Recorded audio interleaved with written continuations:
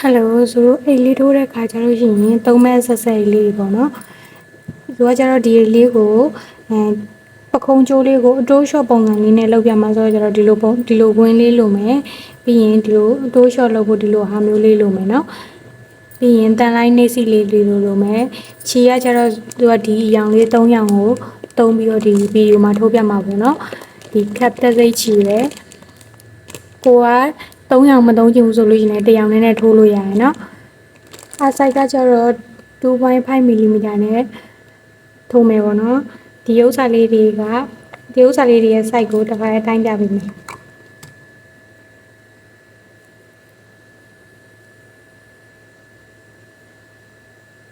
ဒါလေးဆိုလို့ရှိရင်ဒီလောက်4 cm ရှိရပါတော့လက်မနဲ့ဆိုလို့ရှိရင်1.5လောက်ရှိရနော်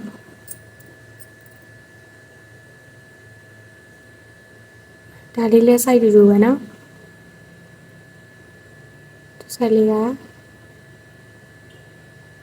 ဒီလိုလေးပေါ့နော်ဒီခွင်းနေမထည့်ချင်ဘူးဆိုလို့ရှိရင်လည်းဇူအရင်တင်ပေးထားတဲ့ site ကြီးလေးမှာ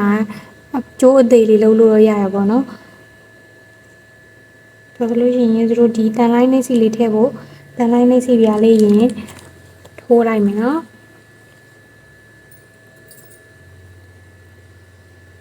တန်လိုင်းနှိပ်စီပြားလေးကိုကျတော့တို့ slit knot လေးလုပ်လိုက်မယ်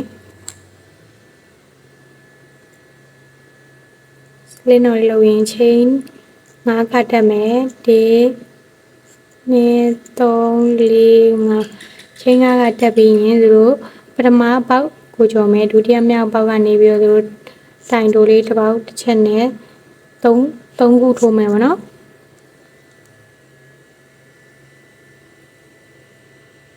ခါမ3ခါရပြီဆိုလို့ရှိရင်တို့ဒီမှာဒီနောက်ဆုံးပေါက်ထဲမှာကျတော့တို့တိုင်တိုလေးအဲ့ဒီနောက်ဆုံးအပေါက်ထဲကို4ခါထိုးမယ်နော်တိုင်တိုလေး4ခါတစ်ပေါက်ထဲကို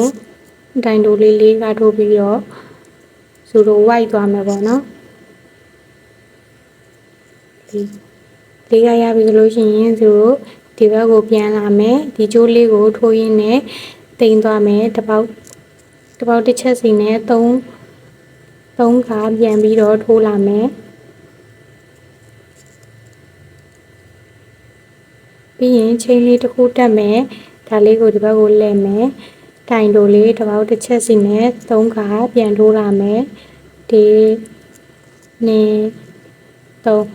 3ခါထိုးပြီးသွားလို့ရှိရင်0ခုနောင်ကတစ်ပေါက်ထဲမှာတိုင်တိုလေး4ခုထိုးထားတယ်အဲ့ဒီတိုင်တိုလေး4ခုကိုပေါ့နော်တစ်ပေါက်ကို2ခါနဲ့အားလုံးပေါင်းတိုင်ပွား8ခုထိုးမယ်ပေါ့နော်တစ်ပေါက်ထဲကိုတိုင်တို2ခါနောက်တစ်ပေါက်မှာလည်းတိုင်တို2ခါဒါဆိုလို့ရှိရင်4ခါနောက်တစ်ပေါက်မှာတိုင်တို2ခါဒါဆိုရင်6ခါရှိပြီနောက်ထပ်တစ်ပေါက်မှာတိုင်တို2ခါအားလုံးပေါင်း8ခါရပြီဆိုလို့ရှိရင်0တိုင်တိုတစ်ပေါက်တစ်ချက်နဲ့3ခါပြန်ပြီးတော့ထိုးလာခဲ့မယ်ဒါဆိုလို့ရှိရင်ရပြီချိန်လေးတစ်ခုတက်မယ်ခြေလေးကိုဖြတ်လိုက်မယ်နော်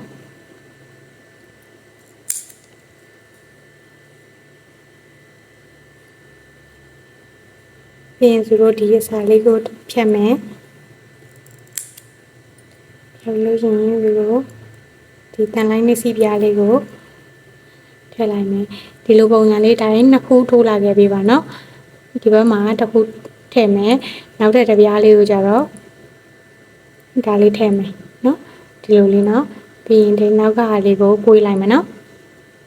ဒီလိုဟာလေးနောက်ထပ်တစ်ခုထပ်ပြီးတော့ထိုးလာခဲ့ပြီပါနော်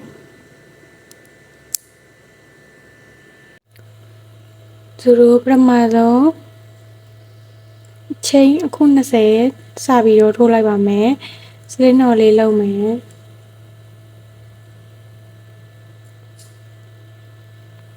စလင်းတော်လေးလုပ်ပြီးတော့ချိန်အခု20ထိုးပါမယ်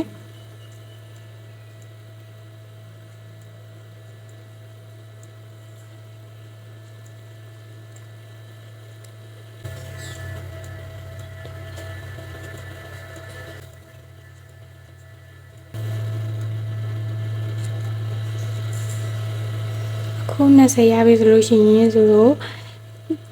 ဒီပထမဆုံးဒီချိန်လေးနှစ်ခုပေါ့နော်ဒီနဲ့ဒီနှစ်ခုကိုကျော်ပြီးတော့ဆိုတော့ဒီတတိယမြောက်ဒီအပေါက်ကလေးကနေစပြီးတော့တိုင်ရှည်လေးထိုးမယ်နော်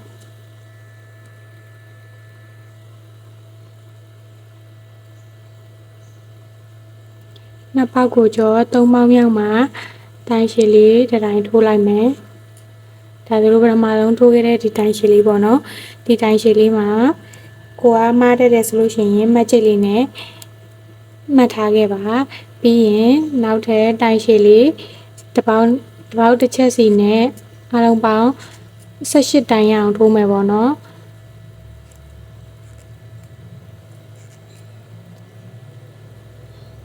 အားလုံးပေါင်းတိုင်ရှည်လေး18တိုင်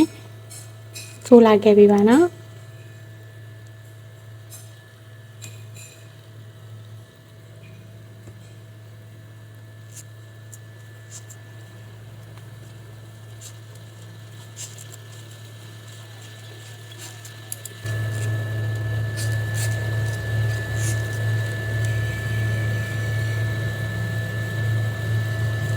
ဒါဆိုရင်သူတို့2 4 6 8 10 12 14 16ဒီမှာဆိုတော့မှတ်ချက်လေးမှတ်ထားရနေဆိုရင်18ပေါ့နော်တိုင်ရှည်လေး18တိုင်ဒါဆိုလို့ရှိရင်ပထမတန်းလေးပြီးသွားပြီပေါ့နော်ပြီးရင်ဒုတိယတန်းတက်မယ်ချိန်လေးနှစ်ခါတက်မယ်ဒါလေးကိုဒီဘက်ကိုတစ်ခါပြန်လှည့်လိုက်မယ်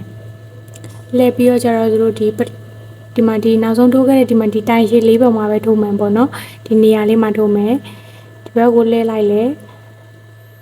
ဒီမှာဒီနေရာလေးမှာနောက်ဆုံးထိုးခဲ့တဲ့ဒီတိုင်ရှည်နေရာလေးမှာပဲသူတို့ဒုတိယမြောက်အတန်းလေးကိုဆက်ပြီးတော့ထိုးမယ်ပေါ့နော်ဒုတိယမြောက်အတန်းလေးမှာလည်းတစ်ပေါက်ကိုတစ်ချက်စီနဲ့အားလုံးပေါင်းစုစုပေါင်းတိုင်ရှည်18တိုင်ပဲထိုးမယ်ပေါ့နော်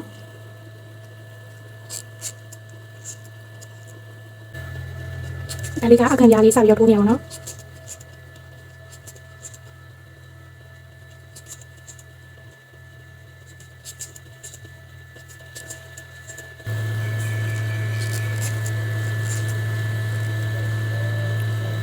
ဒီမှာနောက်ဆုံးမှချိတ်ခဲ့တဲ့ဒီမှာလည်းတိုင်ရှည်လေးနောက်ဆုံးတစ်ချက်ထိုးမယ်ဒါဆိုလို့ရှိရင်လည်းသူတို့အားလုံးပေါင်း18တိုင်ပဲပေါ့နော်2 4 6 8 10 12 14 16 18ပဲနော်18ပဲဆိုရင်သူတို့ဒီတိုင်းဒီပုံစံလေးအတိုင်းပဲတရံပြီးတရံထိုးသွားရမှာပေါ့နော်ချိန်လေးနှစ်ခုတက်လိုက်တိုင်ရှည်လေးတစ်ပေါက်တစ်ချက်စီနဲ့18ခါထိုးလိုက်အဲ့လိုပုံစံလေးအတိုင်းပဲအားလုံးပေါင်းတန်း30ထိုးလာခဲ့ပေးပါပေါ့နော်ဒါကသူ3တန်းမြောက်ထိုးနေရပါ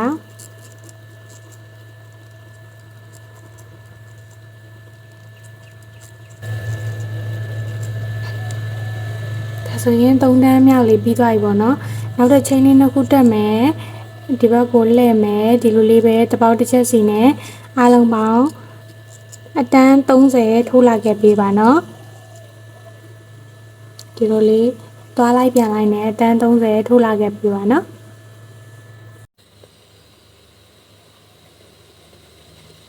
ဒီမှာ2 4 6 8 10 12 14 16 18 20နည်းနည်းနဲ့လေး26 28 30အတန်း30ဒီထိုးလာခဲ့ပြီပေါ့နော်ဒါဆိုလို့ရှိရင်ဒီဥစ္စာလေးကသူ့ရဲ့အောက်ခြေက12လက်မလောက်တိရှိရပေါ့နော်ပြီးရင်သူတို့အနားလေးကုတ်ပါမယ်အနားလေးကုတ်ပြီးတော့ဘော်ကြီးတန်းပြီးတော့ထိုးလို့ရပြီပေါ့နော်အနားကုတ်မယ်အနားကုတ်တာကျတော့ချိန်လေးတစ်ခုတက်မယ်တက်ပြီးလို့ရှိရင်သူတို့ဒီမှာဒီလိုဘက်ကိုထိုးမယ်ပေါ့နော်အဲ့ဘက်ကိုထိုးမယ်ဆိုတော့ကျတော့ဒီမှာသူတို့ဒီမှာတိုင်ရှည်လေးတွေဒီမှာတိုင်ရှည်သူတို့တမန်ဆိုလို့ရှိရင်ဒီလိုတိုင်ရှည်လေးရှိရပေါ့နော်အဲ့လိုတိုင်ရှည်လေးတွေကိုသူတို့ကတိုင်တိုလေးတစ်ပတ်ကိုနှစ်ချက်စီနဲ့ထိုးသွားမယ်ပေါ့နော်ဒီမှာချိန်တစ်ခုတက်တယ်ပြီးရင်သူတို့ဒီမှာဒီဘေးကဒီတိုင်ရှည်ပေါ်မှာချိန်တစ်ပတ်ကိုနှစ်ချက်ထိုးမယ်ပြီးရင်သူ့ဘေးက ဒီမှာဒီမှာချိန်နှစ်ခုတက်ခဲ့တဲ့ဒီနေရာအဲ့နေရာမှာဆိုရင်လည်းတပေါက်သေးကိုတိုင်တိုးနှစ်ချက်ပဲပေါ့နော်တစ်ချက်ရပြီပြီးရင်နောက်ထပ်တစ်ချက်ဒါဆိုလို့ရင်ဒီမှာတပေါက်သေးကိုတိုင်တိုးနှစ်ချက်နဲ့ထိုးတာပေါ့နော်ဒါပထမဆုံးတိုင်တိုးစထိုးခဲ့တဲ့နေရာလေးမှတ်ချက်လေးနဲ့မှတ်ထားလိုက်မယ်နော်ပြီးရင်နောက်ထပ်ဒီမှာဒီတိုင်ရှည်ထဲမှာထိုးပြီးဆိုကြတော့နောက်ထပ်ဒီတိုင်ရှည်ထဲမှာတိုင်တိုးလေးတစ်ပေါက်ကိုနှစ်ချက်ထပ်ထိုးမယ်ပြီးရင်ဒီတိုင်ရှည်မှာဒီမှာ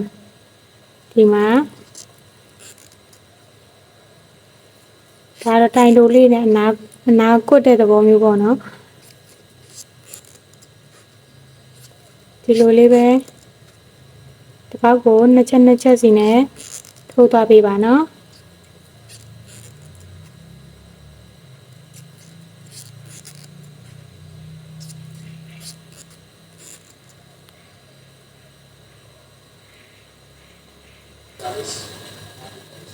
ဒီလိုပုံစံလေးတိုင်းတစ်ပေါက်ကိုနှစ်ချက်စီနဲ့ဒီဘက်အဆုံးထိထိုးလာခဲ့ပေးပါနော်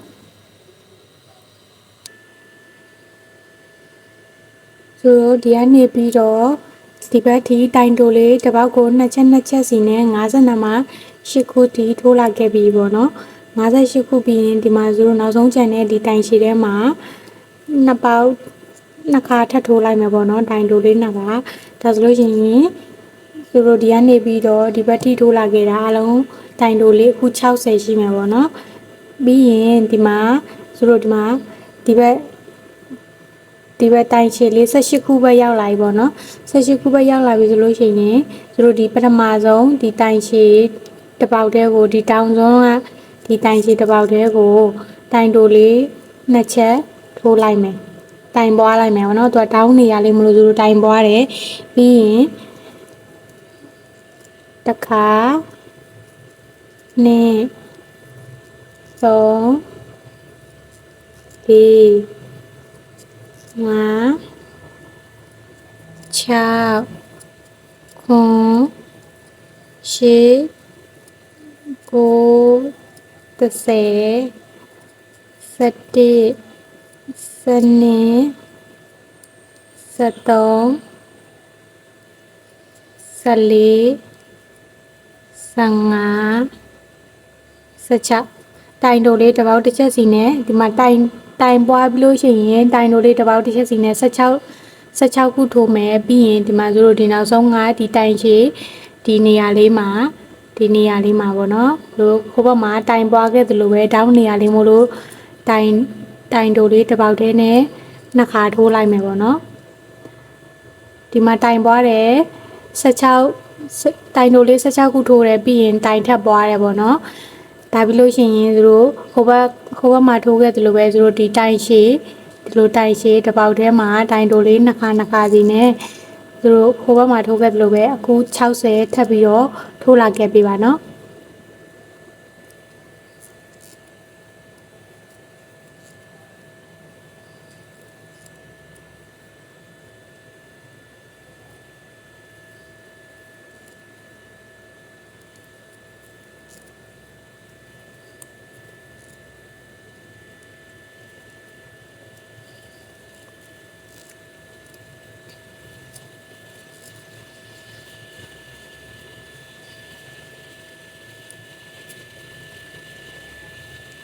ဆိုတော့ဒီဘက်ထိထိုးလာခဲ့ပေးပါနော်ဒီဘက်မှာဆိုတိုင်တိုလေးတစ်ပေါက်ကိုနှစ်ချက်စီနဲ့အားလုံးပေါင်းအခု60ထိုးလာခဲ့ပြီးဆိုလို့ရှိရင်ခုနကတိုင်းလေးပဲဆိုတော့ဒီထောင်းနေရာလေးကိုတိုင်တိုတစ်ပေါက်ထဲမှာတိုင်တိုလေးနှစ်ခုထိုးလိုက်မယ်ပေါ့နော်ပြီးရင်တိုင်တိုလေး16ခုပြန်ထပ်ထိုးမယ်တစ်ပေါက်ကိုတစ်ချက်စီပေါ့နော်ဒီနဲ့3 4 5 6 9 10 9 10 11 12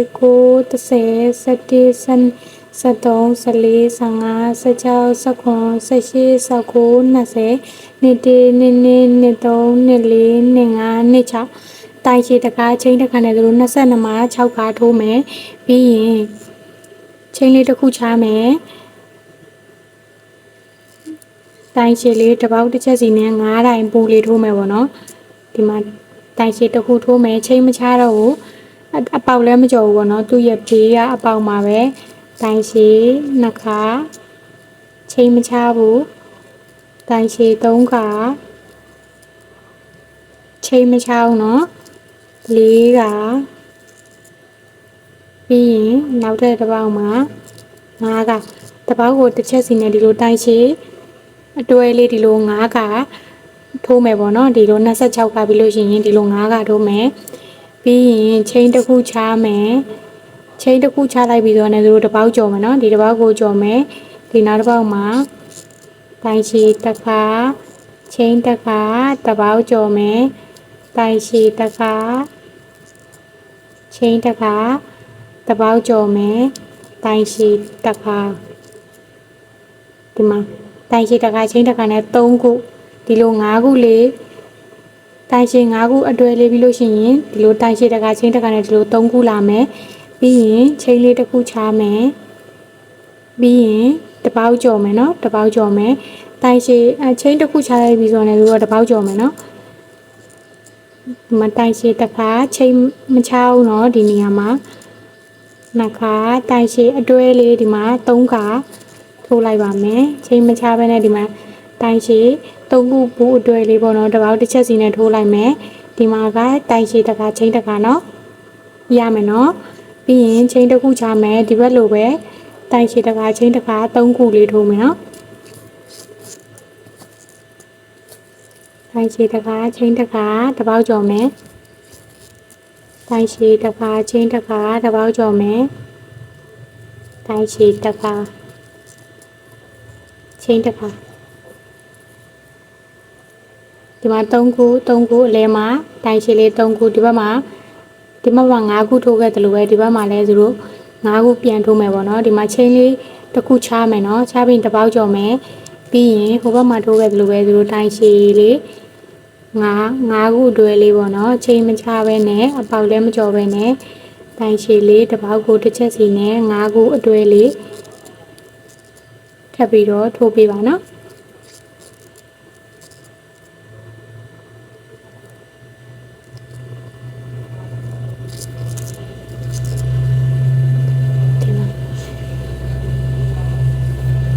ဒီပုံဖော်လေးကဒီပုံဖော်တာလေးကဒီဘက်မှာပဲเนาะ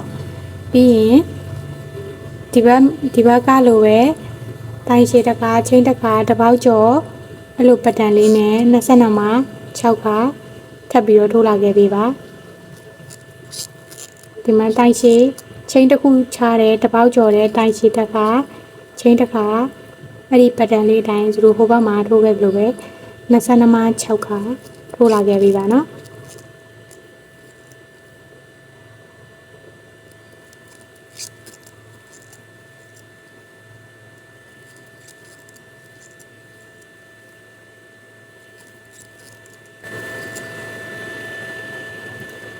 သူတို့တိုင်ရှည်တစ်ခါချင်းတစ်ခါနဲ့ဒီဘက်တိရအောင်ထိုးလာခဲ့ပြီပါနော်သူတို့တိုင်ရှည်တစ်ခါချင်းတစ်ခါနဲ့26ခုထိထိုးလာပြီးရင်ချင်းလေးတစ်ခုကြမယ်တစ်ပေါက်ကျော်မယ်သူတို့ဘက်မှာထိုးခဲ့တယ်လို့ပဲ5ခုတွဲလေးတိုင်ရှည်တစ်ပေါက်တစ်ချက်စီနဲ့ချင်းလေးမချပဲနဲ့5ခုတွဲလေးထပ်ပြီးတော့ထိုးလာမယ်ပေါ့နော်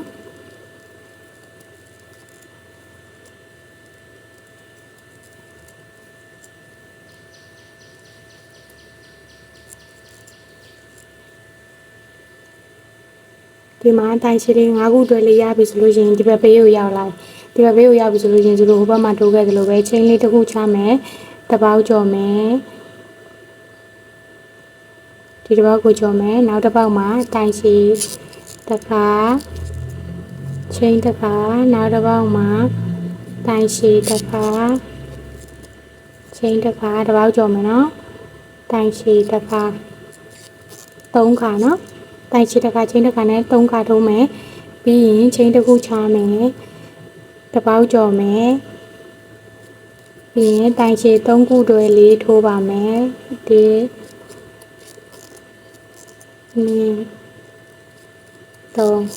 3ခါရပြီဆိုလို့ရှိရင်တိုင်ရှည်တစ်ခါချင်းတစ်ခါနဲ့နောက်ထပ်3ခုထိုးလာပြပေးပါနော်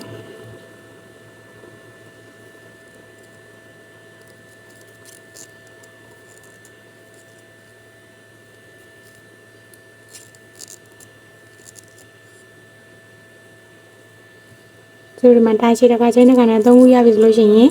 ချင်းတစ်ခုချမယ်ပြီးရင်တစ်ပေါက်ကျော်မယ်ဆိုဒီမှာနောက်ဆုံးဒီမှာတိုင်တစ်ပေါက်ကြံသေးရပေါ့နော်အဲ့တစ်ပေါက်ထဲမှာသူတို့တိုင်ရှည်လေးတစ်ခုထိုးပြီးတော့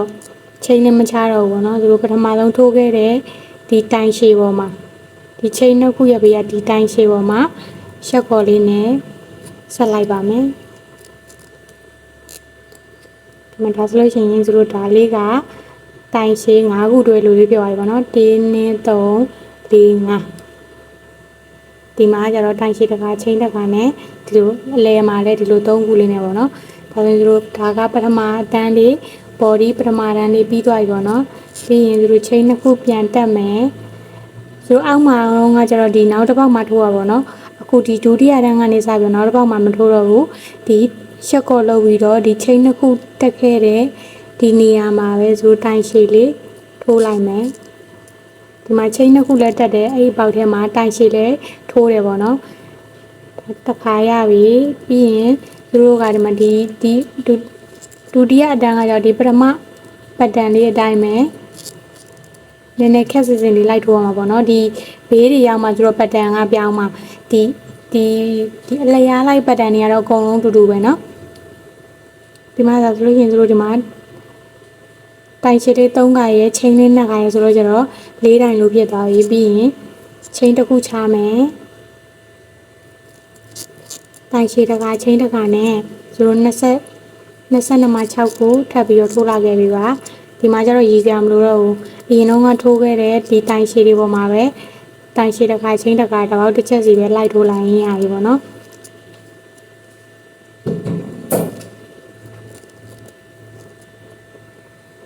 ဒီလိုလေးပါဒါဆိုလို့ရှိရင်ဒီတိုင်းလေးပဲဆိုဒီဘက်ထိထိုးလာခဲ့ပြီเนาะဒီတိုင်ရှည်တွေပေါ်မှာလည်းတိုင်ရှည်ပေါ်မှာတိုင်ရှည်နဲ့ထိုးလာခဲ့ပြီเนาะဒီမှာဆိုပြောဖို့မေ့နေခဲ့လို့ပေါ့เนาะဆိုတော့ဒီအောက်မှာကော်ချက်လေးထည့်မယ်ပေါ့เนาะကော်ချက်ထည့်တာတော့ဒီဗီဒီယိုမှာမပြတော့ဘူးဇိုးရဲ့အရင်ဗီဒီယိုတွေမှာအကုန်ကော်ချက်တွေထည့်ထားရပေါ့เนาะအဲ့ဒီကော်ချက်ထည့်နေတိုင်းမှာဒီတော့မှကော်ချက်ထည့်လိုက်ပါတော့ဒီမှာကော်ချက်ကုန်လို့မှားထားလည်းမရောက်သေးလို့လေဒီဗီဒီယိုထဲမှာတော့ဒီတိုင်းလေးပဲထိုးပြသွားမယ်ပေါ့နော်ဒီအိတ်ကကျတော့ကော်ချက်လည်းထည့်တယ်အတွင်းစားလည်းထည့်တယ်ပေါ့နော်ကော်ချက်ကကျတော့ခုလိုမျိုးထည့်လိုက်ရတယ်အိတ်ပြီးတော့မှထည့်လိုက်ရတယ်ပေါ့နော်ဒါဆိုရင်ဆိုအိတ်လေးဆက်ထိုးမယ်ဒီမှာတိုင်ရှည်တကချင်းတကနဲ့တပေါက်တစ်ချက်စီရောဒီမှာထိုးလာခဲ့ပြီပေါ့နော်သူ့ရဲ့ပတ်တန်လေးတိုင်းဒီမှာတိုင်ရှည်လေး5ချက်ရောထိုးပြီးပြီးရင်ဆိုချင်းတစ်ခုချမယ်ဒီမှာဒီဘက်ဘေးကိုရောက်လာပြီဆိုလို့ရင်ဒီမှာဒီလိုချင်း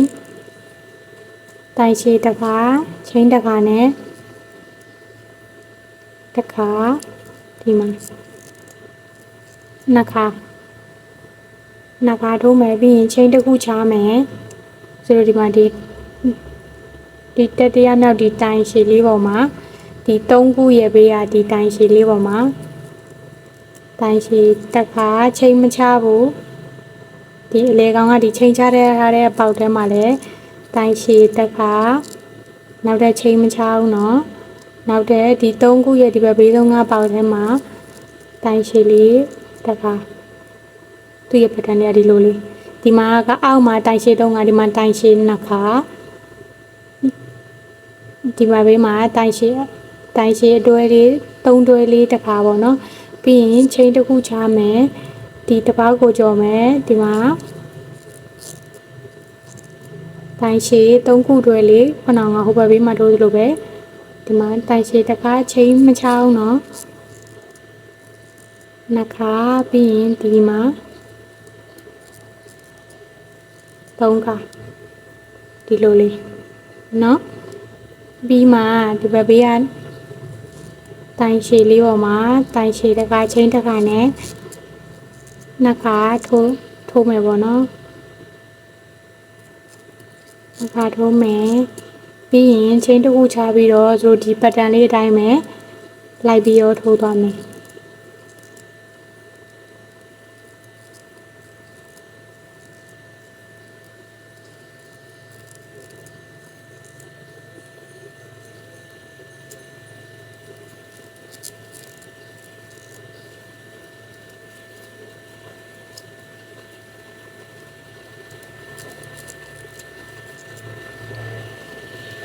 ပြီးရင်တို့ဒီမှာတိုင်ရှည်တစ်ခါချင်းတစ်ခါနဲ့ထိုးမယ်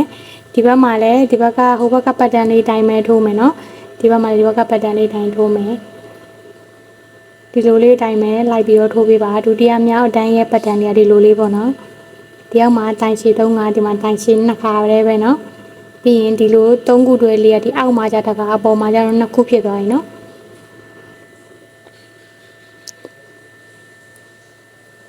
ဆိုတော့ဒီမှာတိုင်ရှည်တစ်ခါချင်းတစ်ခါလေးပြီး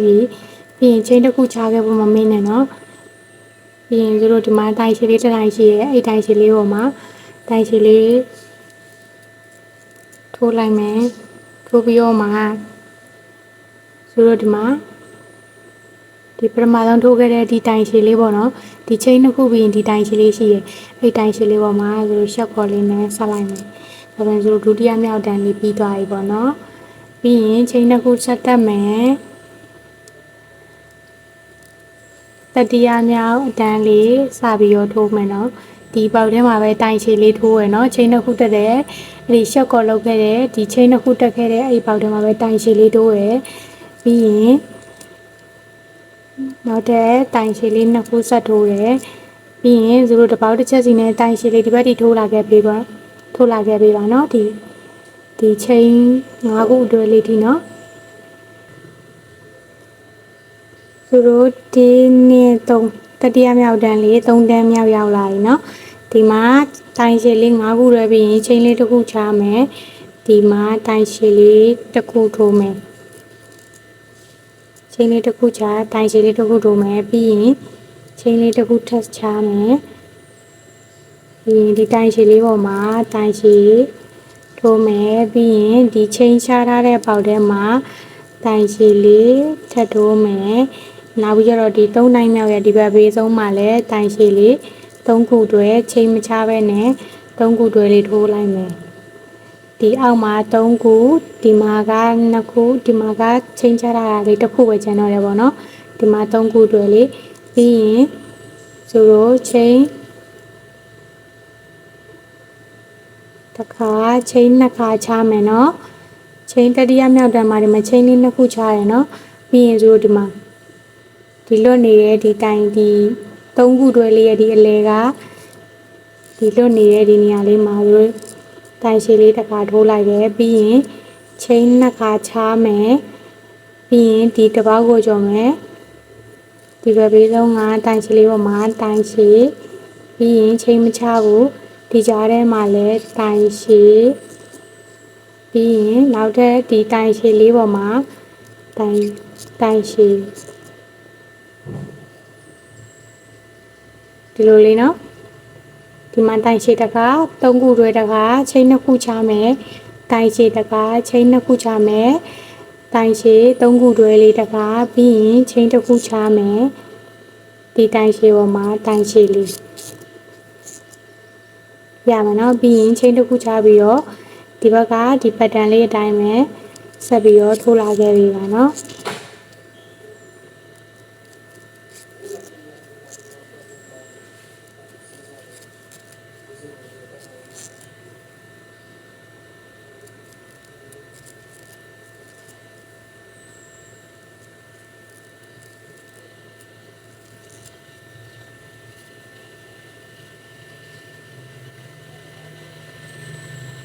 ဒီလိုလေးနော်ပြီးရင်တို့ဒီဘက်ကနေပတ်လဲခုံထိုးလာမယ်နော်ဒီဘက်နေရာဒီထိုးလာခဲ့ပြီနော်ဒီနေရာတွေဆက်ကော့ဆက်လာရောဂုံပတ်လဲထိုးလာပြီသူကနောက်ပိုင်းကျလို့ရှိရင်ဒီလိုဒီနေရာလေးမှာပဲ4တန်း5တန်း6တန်းလို့မို့ထိုးတာလေးပဲပြတော့မှာပေါ့နော်ဒီဘက်ကဟာတွေထိုးလာတာမပြတော့ဘူးနော်ဒါဆို3တန်းပြီးပြီနောက်ပြီးကျတော့သူတို့4တန်းမြောက်ကိုထပ်ပြပေးမယ်နော်ဒါဆိုလို့ရှိရင်တို့ဒီဘက်ချမ်းမှာလည်းဒီဘက်ချမ်းကိုလည်းဒီဘက်ချမ်းကပုံပတ်တန်းလေးတိုင်းပဲထိုးလာခဲ့ပြီเนาะဒါဆိုရင်ရမယ်လို့ထင်တယ်เนาะတို့ဒီနေ့3 4တန်းမြောက်ကိုရောက်ပြီပေါ့เนาะ4တန်းမြောက်ကိုရောက်ပြီဒီမှာတိုင်ရှည်5ခုတွဲလေးပြီးရင်တို့ချင်းတစ်ခုချမယ်ပြီးရင်တိုင်ရှည်လေးတစ်ခါ2ခါချိန်မချအောင်နော်3ခုတွဲလေးထိုးပါမယ်3ခါရပြီဆိုရင်ဒီမှာ5ခုတွဲလေးတခါချိန်တစ်ခုချပြ3ခုတွဲလေးတခါပြီးရင်1 2 3ချိန်လေး3ခါချမယ်ချပြီးရင်တို့ဒီမှာဒီပေါက်ထဲမှာတိုင်တိုနော်တိုင်တိုတခါပြီးရင်ဒီတိုင်ရှည်ပေါ်မှာတိုင်တိုတခါပြီးရင်ဒီဘက်ကအပေါက်ထဲမှာတိုင်တိုတခါဒီမှာတိုင်တိုလေး3ခါပြီးရင်ချိန်1 2 3ခုချမယ်3ခုချပြီးရင်ဆိုတော့ဒီ2ခုကိုကြော်မယ်ဒီမှာတိုင်ရှည်3ခုတွဲလေးထိုးမယ်ပေါ့နော်တစ်ခါ2ခါ3ခါရပြီဆိုလို့ရှိရင်ချိန်လေးတစ်ခုချမယ် ဒီဘက်မှာ9ခုတွဲလေးထိုးမယ်ဒါဆိုရင်4တန်းမြောက်လေး4တန်းမြောက်ကိုဒီလိုပတ်တန်လေးတိုင်းထိုးသွားမှာပေါ့နော်ပြီးရင်9တန်းမြောက်ထပ်ထိုးမယ်နော်ဒီတိုင်းလေးပဲပတ်ပတ်လဲထိုးသွားပါဟိုဘက်ချမ်းမှာလည်းဒီပတ်တန်လေးအတိုင်းပဲထိုးပါနော်ဒီလိုလေးရပါပြီ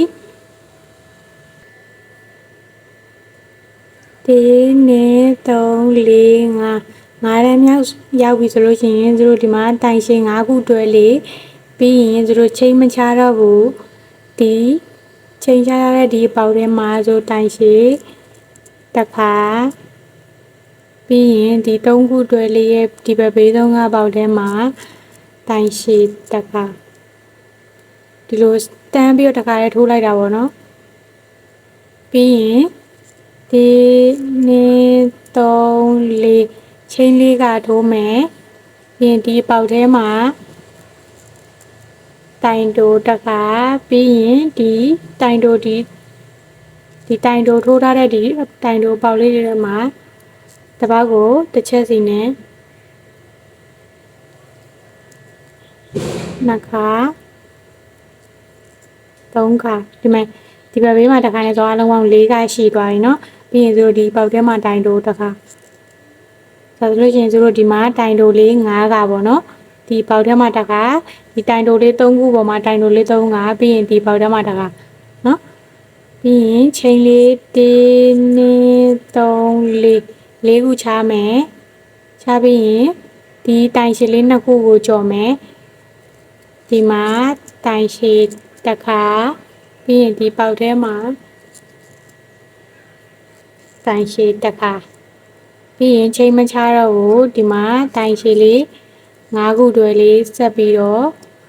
ထိုးမယ်နော်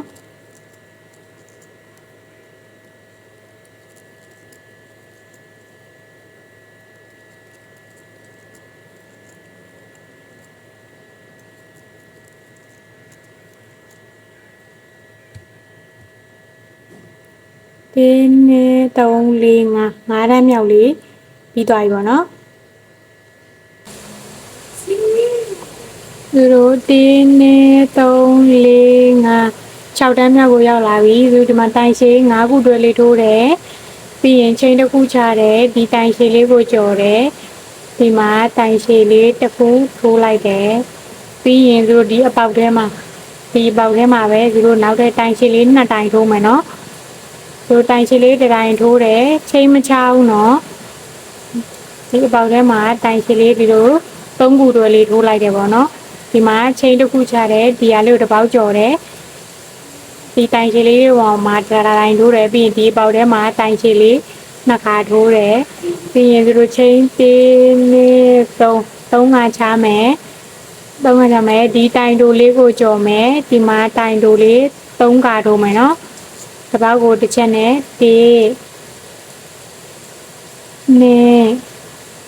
2 3ခါရပြီဆိုရင်သူတို့ချိန်1 2 3ခါပြန်ထိုးမယ်ပြီးရင်သူတို့ဒီအပေါက်ထဲမှာတိုင်ရှည်2ခါထိုးပါမယ်တစ်ခါ2ခါပြီးရင်ဒီတိုင်ရှည်ပေါ်မှာတိုင်ရှည်လေးတစ်ခါဒါဆိုလို့ရင်သူတို့3ခုတွဲလေးဖြစ်သွားပြီပေါ့နော်ပြီးရင်ချိန်တစ်ခုချမယ်ဒီတိုင်ရှည်လေးကိုကြော်မယ်ပြီးရင်ဒီတိုင်ရှည်5ခုတွဲလေးထိုးပါမယ်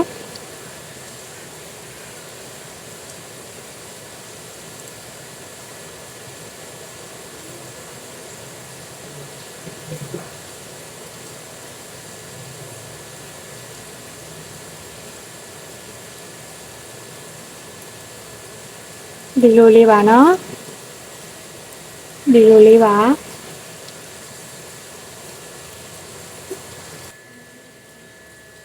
သူတို့1 2 3 4 5 6 9တန်းမြောက်ကိုရောက်လာပြီဒီမှာ9ခုတွဲလေးထိုးမယ်သူတို့ဒီမှာချိန်လေးတစ်ခုချမယ်ပြီးရင်တိုင်ရှည်တစ်ခါချိန်တစ်ခါပြီးရင်တို့ဒီတိုင်ရှည်လေးကိုကြော်မယ်ဒီတိုင်ရှည်မှာတိုင်ရှည်လေးတစ်ခါ ပြီးရင်တို့ဒီမှာဒီပေါက်ရောက်ပြီဒီပေါက်ထဲမှာတို့တိုင်းရှည်နှစ်ခါထိုးပါမယ်တစ်ခါနှစ်ခါတိုင်းရှည်လေးနှစ်ခါပြီးရင်ချိန်လေးနှစ်ခုချပါမယ်ပြီးရင်တို့ဒီမှာလေဒီတိုင်းတိုလေး၃ခုရှိရပါတော့ချိန်လေးနှစ်ခုချပြီးရင်တို့ဒီမှာတိုင်းတိုလေး၃ခုကဒီအလဲကောင်ငါးတိုင်းတိုလေးမှာတိုင်းရှည်လေးတစ်ခုထိုးပါမယ်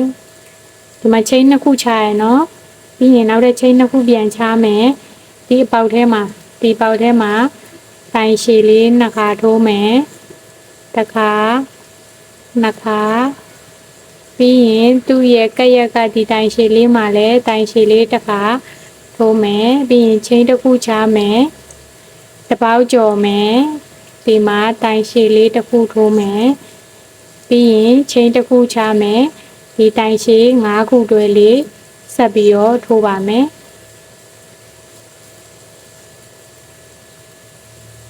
ဒီမှာပေါ့နော်ဒီလိုလေးပါ1 2 3 4 5 6 9 10တန်းမြောက်ပေါ့နော်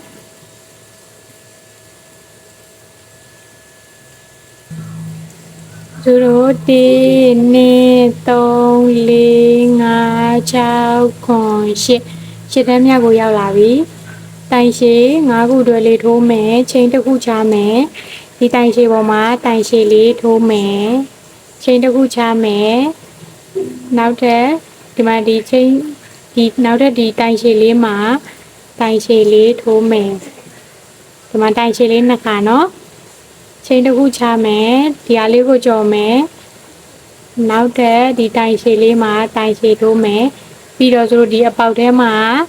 တိုင်ရှည်လေးနှစ်ခါထိုးပါမယ်တစ်ခါနှစ်ခါပြီးရင်တို့ချိန်ချမယ်ချိန်တစ်ခုချမယ်ပြီးရင်တို့ဒီတိုင်ရှည်ဒါလေးကိုကြော်မယ်ဒီအပေါက်ထဲမှာ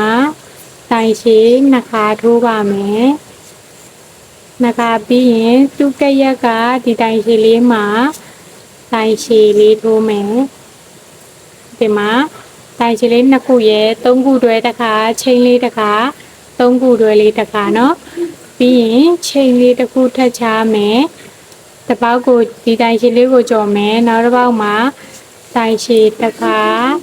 ချိန်တစ်ခါဒီတိုင်ရှည်ပေါ်မှာတိုင်ရှည်လေးထိုးပါမယ်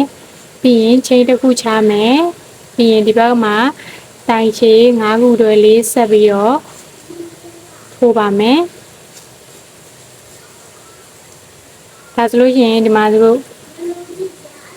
ဒီမှာဒီလိုပုံစံလေးပဲပေါ့နော်ဒီမှာဆိုနှစ်ခုဆိုလို့ရှိရင်လည်းဒီမှာနှစ်ခု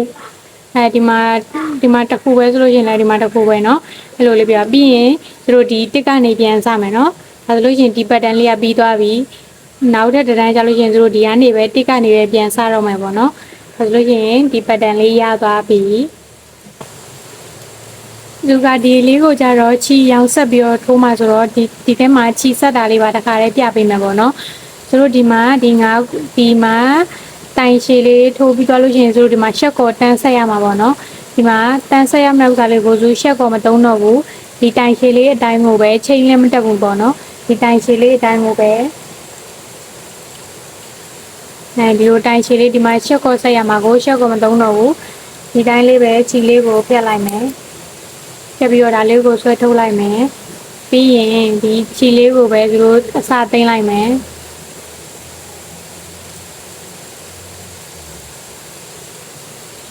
တို့ဒီချက်ကော်ထိုးမယ်ဒီတိုင်ရှည်လေးပေါ်ကိုအစားသိမ်းလိုက်မယ်ပေါ့နော်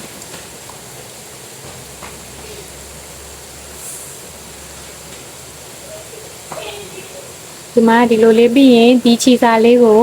အတွင်းထဲမှာတစ်ခါပြန်ပြီးတော့သိမ်းလိုက်ပါမယ်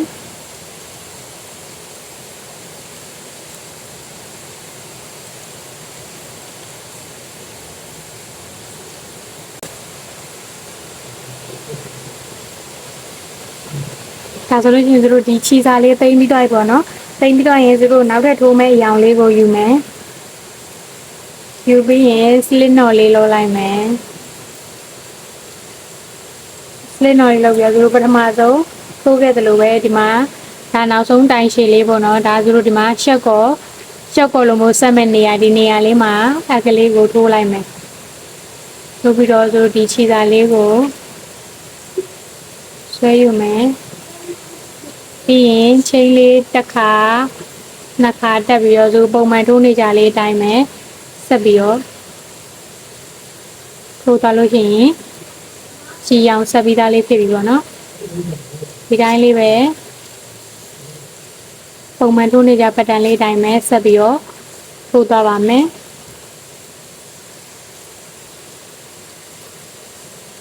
ဒါဆိုလို့ရှိရင်တို့ဒီအောက်ဆုံးကပတ်တန်လေးဒီနံပါတ်1အတန်းလေးကနေပြန်စမယ်ပေါ့နော်ဆိုတော့ဒါပြီးလို့ရှိရင်နောက်ထပ်အတန်းလေးဆက်ထိုးမပြတော့ဘူးနောက်ထပ်အတန်းတွေကဒီပတ်တန်လေးတိုင်းပဲထိုးသွားလိုက်အောင်ပဲပေါ့နော်ဒါကဆိုတော့ဒီနေရာလေးမှာဆက်ပြီးတော့ပြကြလို့ပေါ့နော်တို့ဒီမှာ5ခုတွဲလေးပြီးရင်ချိန်တစ်ခုချမယ်ဒီမှာဒီတိုင်ရှည်ပေါ်မှာတိုင်ရှည်လေးထိုးမယ်ချိန်ချမယ်